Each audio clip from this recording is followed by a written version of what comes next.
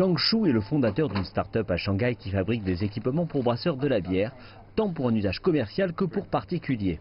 Et gérer une entreprise signifie que Zhang doit penser à beaucoup de choses, en particulier quand la croissance de l'économie est sous pression. Et plutôt que de regarder vers une forte croissance du nombre de clients, Zhang espère désormais travailler avec des clients plus importants pour pousser la croissance. La croissance ralentit et nous pouvons voir cela tant auprès de nos comptes entreprises que privés quant à leur achat et les décisions d'investissement qu'ils font.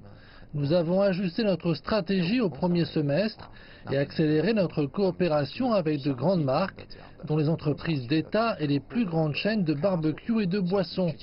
Et alors que la Chine emprunte la voie d'une amélioration de la consommation, nous aurons davantage d'opportunités pour fournir des produits personnalisés. Pour les entreprises comme celle de Zhang, le financement constitue toujours une part importante de soutien à son développement.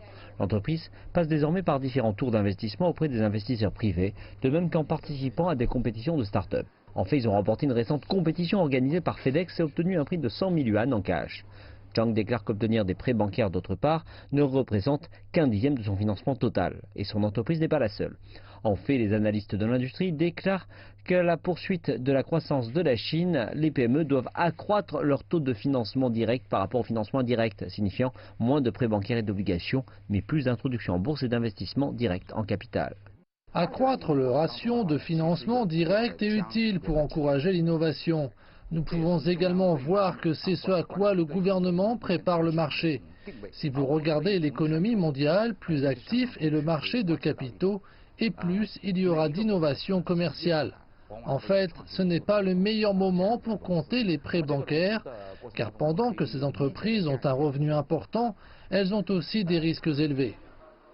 La science et l'innovation technologique seront aussi un moyen pour les PME d'obtenir davantage de financement direct venant des investisseurs institutionnels et du détail. Les chiffres de l'Association de gestion des titres de Chine montrent qu'en septembre de l'année dernière, la Chine disposait de plus de 14 500 fonds d'investissement dans les startups et le capital privé, ce qui permet de soutenir quelques 45 000 petites et moyennes entreprises.